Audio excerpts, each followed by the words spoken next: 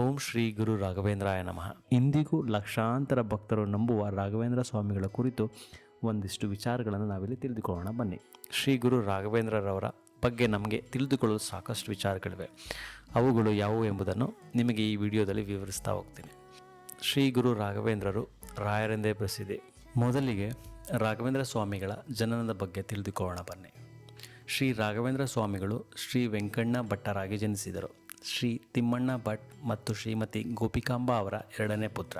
1595ರಲ್ಲಿ ಫಾಲ್ಗುಣ ಮಾಸದ ಶುಕ್ಲ ಸಪ್ತಮಿಯ ಗುರುವಾರದಂದು ಚಂದ್ರನು ಮೃಗಶಿರ ನಕ್ಷತ್ರದಲ್ಲಿದ್ದಾಗ ಇಂದಿನ ತಮಿಳುನಾಡಿನ ಚಿದಂಬರಂ ಬಳಿಯ ಭುವನಗಿರಿಯಲ್ಲಿ ರಾಘವೇಂದ್ರ ಸ್ವಾಮಿಗಳು ಜನಿಸಿದರು. ರಾಘವೇಂದ್ರ ಸ್ವಾಮಿಗಳ ಪೋಷಕರಿಗೆ ರಾಘವೇಂದ್ರ ಸ್ವಾಮಿಯನ್ನು ಹೊರತುಪಡಿಸಿ ಗುರು ರಾಜಾಚಾರ್ಯ ಎಂಬ ಮಗ ಮತ್ತು ವೆಂಕಟಾಂಬ ಎಂಬ ಮಗಳು ಇದ್ದಳು. ಶ್ರೀ ಗುರು ರಾಘವೇಂದ್ರ ಸ್ವಾಮಿಗಳು ವಿಷ್ಣು ದೇವನನ್ನು ಸರ್ವೋಚ್ಚ ದೇವನಾಗಿ ಪೂಜಿಸುವ ವೈಷ್ಣವ ಧರ್ಮವನ್ನು ಅನುಸರಿಸಿದವರು.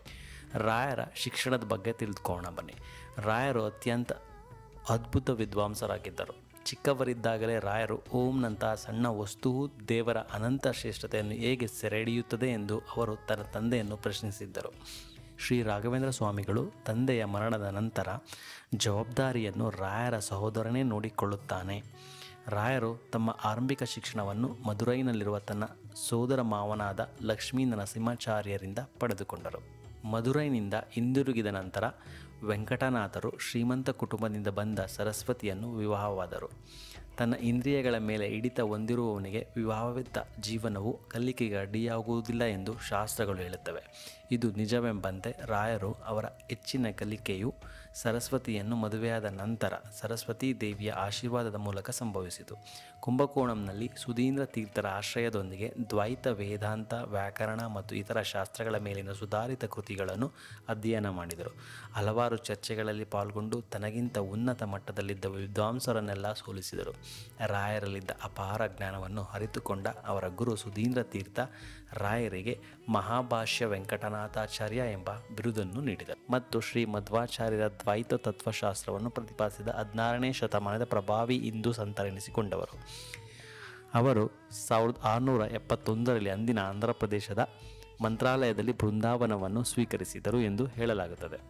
ಭಾರತದಲ್ಲಿ ಅತ್ಯಂತ ಜನಪ್ರಿಯ ಧಾರ್ಮಿಕ ತಾಣಗಳಲ್ಲಿ ಒಂದಾದ ರಾಘವೇಂದ್ರ ಸ್ವಾಮಿಗಳ ಬೃಂದಾವನದಲ್ಲಿ ಅವರ ಭಕ್ತರು ಭೌತಿಕ ಮತ್ತು ಆಧ್ಯಾತ್ಮಿಕ ರೂಪದಲ್ಲಿ ರಾಯರನ್ನು ಕಾಣುತ್ತಾರೆ. ರಾಘವೇಂದ್ರ ಸ್ವಾಮಿಗಳ ಪೂರ್ವಾಶ್ರಮದ ಪವಾಡಗಳ ಬಗ್ಗೆ ತಿಳಿದುಕೊಳ್ಳೋಣ ಬನ್ನಿ. ಒಮ್ಮೆ ಅವರು ತಮ್ಮ ಪತ್ನಿಯೊಂದಿಗೆ ಕುಂಭಕೋಣಂ ಪ್ರವಾಸ ಮಾಡುತ್ತಿದ್ದಾಗ ಶ್ರೀ ಗುರು ರಾಘವೇಂದ್ರ ಸ್ವಾಮಿಗಳ ಮತ್ತು ಅವರ ಕುಟುಂಬವನ್ನು ಸಮಾರಂಭದಲ್ಲಿ ಪಾಲ್ಗೊಳ್ಳಲು ಆಹ್ವಾನಿಸಲಾಯಿತು. ದುರದೃಷ್ಟವಶಾತ್ ಸಮಾರಂಭದಲ್ಲಿ ಅವರನ್ನು ಚೆನ್ನಾಗಿ ನೋಡಿಕೊಳ್ಳಲಿಲ್ಲ. ಬದಲಾಗಿ ಅವರನ್ನು ಮನೆ ಕೆಲಸದವರಂತೆ ನೋಡಿಕೊಳ್ಳಲು ಆರಂಭಿಸಿದರು. ಸಮಾರಂಭದಲ್ಲಿ ರಾಘವೇಂದ್ರ ಸ್ವಾಮಿಗಳ ಬಳಿ ಗರ್ವದಿಂದ ತಿಲಕವನ್ನಿಟ್ಟುಕೊಳ್ಳಲು ಶ್ರೀಗಂಧದ ಪೇಸ್ಟ್ ಸಿದ್ಧಗೊಳಿಸಲು ಹೇಳುತ್ತಾರೆ. ಆಗ ರಾಘವೇಂದ್ರ ಸ್ವಾಮಿಗಳು ಅಗ್ನಿಸೂಕ್ತಂ ಪಠಿಸುತ್ತಾ ಶ್ರೀಗಂಧದ ಪೇಸ್ಟನ್ನು ಸಿದ್ಧಗೊಳಿಸುತ್ತಾರೆ. ಅತಿಥೇಯರು ಅಂದರೆ ಸಮಾರಂಭವನ್ನು ಆಯೋಜಿಸಿದ್ದವರು ಇದನ್ನು ದೇಹಕ್ಕೆ ಅನ್ವಯಿಸುತ್ತಿದ್ದಂತೆ ದೇಹದಲ್ಲಿ ಅಗ್ನಿಯಿಂದ ಸುಟ್ಟಂತೆ ಉರಿ ಆರಂಭವಾಯಿತು. ಈ ಉರಿಯನ್ನು ಶಮನ ಮಾಡುವಂತೆ ರಾಘವೇಂದ್ರ ಸ್ವಾಮಿಗಳ ಬಳಿ ಬೇಡಿಕೊಂಡಾಗ ಅವರು ವೈದಿಕ ಮಂತ್ರಗಳನ್ನು ಪಠಿಸುತ್ತಾ ಮತ್ತೊಮ್ಮೆ ಶ್ರೀಗಂಧದ ಪೇಸ್ಟನ್ನು ಸಿದ್ಧಗೊಳಿಸುತ್ತಾರೆ. ಇದನ್ನು ಹಚ್ಚಿಕೊಂಡ ಬಳಿಕ ಅವರ ದೇಹದ ಉರಿ ಕಡಿಮೆಯಾಯಿತು ಮತ್ತು ರಾಘವೇಂದ್ರ ಸ್ವಾಮಿಗಳ ಶಕ್ತಿ ಮತ್ತು ಭಕ್ತಿಯ ಬಗ್ಗೆ ತಿಳಿಯದೆ ಮಾಡಿದ ತಪ್ಪಿಗೆ ಕ್ಷಮೆಯನ್ನು ಕೇಳುತ್ತಾರೆ. ಶ್ರೀ ಗುರು ರಾಘವೇಂದ್ರರವರ ಸನ್ಯಾಸತ್ವದ ಬಗ್ಗೆ ತಿಳಿದುಕೊಳ್ಳೋಣ ಬನ್ನಿ. ಹೀಗೆ ಅವರ ಜೀವನವು ದೇವರ ಆರಾಧನೆ ಮತ್ತು ಮಾನವೀಯತೆಯ ಸೇವೆಯಲ್ಲಿ ಕಳೆದಾಗ ಅವರ ಆಧ್ಯಾತ್ಮಿಕ ಗುರುಗಳಾದ ಶ್ರೀ ಸುಧೀಂದ್ರ ತೀರ್ಥರು ಅವರ ಮಠಕ್ಕೆ ಉತ್ತರಾಧಿಕಾರಿಯನ್ನು ಹುಡುಕುತ್ತಿದ್ದರು. ಅವರ ನಂತರ ಮಠಾಧೀಶರಾಗಲು ಶ್ರೀ ರಾಘವೇಂದ್ರ ಸ್ವಾಮಿಗಳೇ ಸೂಕ್ತ ವ್ಯಕ್ತಿ ಎಂದು ದೇವರು ಅವರ ಕನಸಿನಲ್ಲಿ ಸೂಚನೆಯನ್ನು ನೀಡುತ್ತಾರೆ. ಆರಂಭದಲ್ಲಿ ನಿರಾಕರಿಸಿದರು. ಕನಸಿನಲ್ಲಿ ವಿದ್ಯಾಲಕ್ಷ್ಮಿ ಬಂದು ಸೂಚನೆಯನ್ನು ನೀಡಿದ ಮೇಲೆ ಸನ್ಯಾಸ ದೀಕ್ಷೆಯನ್ನು ತೆಗೆದುಕೊಳ್ಳುತ್ತಾರೆ. ರಾಯರು ಪತ್ನಿಯ ಆತ್ಮಕ್ಕೆ ಮೋಕ್ಷ ಕೊಟ್ಟ ಸಂದರ್ಭ. ಹಿಂದೂ ಧರ್ಮದ ತತ್ವಗಳ ಪ್ರಕಾರ ರಾಘವೇಂದ್ರ ಸ್ವಾಮಿಗಳ ಪತ್ನಿ ಅಕಾಲಿಕ ಮರಣಕ್ಕೆ ಗುರಿಯಾದಾಗ ಅವಳ ಆತ್ಮವು ಸ್ವರ್ಗ ಮತ್ತು ಭೂಮಿಯ ನಡುವಿನಲ್ಲಿ ಸಿಕ್ಕಿಬಿದ್ದ ಪ್ರೇತವಾಯಿತು. ತನ್ನ ಪತ್ನಿಯನ್ನು ನೋಡುವ ಅವಳ ಕೊನೆಯ ಆಸೆಯು ಈಡೇರದ ಕಾರಣ ಅವಳ ಪ್ರೇತವು ದೀಕ್ಷೆಯ ಕಾರ್ಯವನ್ನು ವೀಕ್ಷಿಸಲು ಮಠಕ್ಕೆ ಹೋಯಿತು. ಆದರೆ ಅವರು ಬರುವಷ್ಟರಲ್ಲಿ ಅವರ ಪತ್ನಿ ಸನ್ಯಾಸಿ ಶ್ರೀ ರಾಘವೇಂದ್ರ ತೀರ್ಥರಾಗಿದ್ದರು. ಆದಾಗ್ಯೂ ಶ್ರೀ ಗುರು ರಾಘವೇಂದ್ರರು ತಮ್ಮ ಆಧ್ಯಾತ್ಮಿಕ ಶಕ್ತಿಯಿಂದ ತಮ್ಮ ಹೆಂಡತಿಯ ಉಪಸ್ಥಿತಿಯ ತಕ್ಷಣವನ್ನು ಗ್ರಹಿಸಿದರು. ಅವಳ ಕೊನೆಯ ಆಸೆಯನ್ನು ಪೂರೈಸುವ ಸಾಧನವಾಗಿ ಅವರು ತನ್ನ ಕಮಂಡಲದಿಂದ ಸ್ವಲ್ಪ ಪವಿತ್ರ ನೀರನ್ನು ಅವಳ ಆತ್ಮದ ಮೇಲೆ ಎರಚಿದರು. ಈ ಕ್ರಿಯೆಯು ಅವಳಿಗೆ ಮೋಕ್ಷ ಅಥವಾ ಜನನ ಮತ್ತು ಮರಣಗಳ ಚಕ್ರದಿಂದ ವಿಮೋಚನೆಯನ್ನು ನೀಡಿತು. ರಾಘವೇಂದ್ರ ಸ್ವಾಮಿಗಳ ತೀರ್ಥಯಾತ್ರೆಗಳು. ಶ್ರೀ ರಾಘವೇಂದ್ರ ಸ್ವಾಮಿಗಳು ದಕ್ಷಿಣ ಭಾರತದ ಪ್ರವಾಸವನ್ನು ಕೈಗೊಂಡರು. ರಾಮೇಶ್ವರಂನಲ್ಲಿ ಅವರು ರಾವಣನ ವಿರುದ್ಧ ಹೋರಾಡುವ ಮೊದಲು ಭಗವಾನ್ ರಾಮನು ಸ್ವತಃ ಸ್ಥಾಪಿಸಿದ ಶಿವಲಿಂಗದ ಮೂಲವನ್ನು ಬಹಿರಂಗಪಡಿಸಿದರು. ವೆಂಕಟನಾಥರು ಕನ್ಯಾಕುಮಾರಿ, ತಿರುವಂತನಪುರಂ, ಕರ್ನಾಟಕದ ವಿಷ್ಣುಮಂಗಲ, ಕುಕ್ಕೆ ಸುಬ್ರಹ್ಮಣ್ಯ ಮತ್ತು ಉಡುಪಿ ಮುಂತಾದ ಇತರ ಆಧ್ಯಾತ್ಮಿಕ ಕೇಂದ್ರಗಳಿಗೆ ಪ್ರಯಾಣಿಸಿದರು ಮತ್ತು ದ್ವೈತ ತತ್ವಶಾಸ್ತ್ರದ ಪಾಂಡಿತ್ಯದಿಂದ ಎಲ್ಲರನ್ನೂ ಮೆಚ್ಚಿಸಿದರು. ಶ್ರೀ ಗುರು ರಾಘವೇಂದ್ರ ಸ್ವಾಮಿಗಳ ಕೊನೆಯ ಮಾತು. 1671ರಲ್ಲಿ ಶ್ರಾವಣ ಕೃಷ್ಣ ಪಕ್ಷದ ದ್ವಿತೀಯ ದಿನದಂದು ರಾಘವೇಂದ್ರ ಸ್ವಾಮಿಗಳು ಕಾರ್ಯಕ್ರಮವನ್ನು ವೀಕ್ಷಿಸಲು ನೆರೆದಿದ್ದ ನೂರಾರು ಭಕ್ತರಿಗೆ ಆತ್ಮವನ್ನು ಕಲಕುವ ಭಾಷಣ ಮಾಡಿದರು.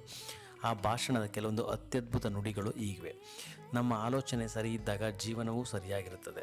ಯೋಗ್ಯ ಜನರ ಒಳಿತಿಗಾಗಿ ಮಾಡುವ ಸಮಾಜ ಕಾರ್ಯವನ್ನು ಭಗವಂತನ ಆರಾಧನೆ ಎಂದೇ ಪರಿಗಣಿಸಬೇಕು.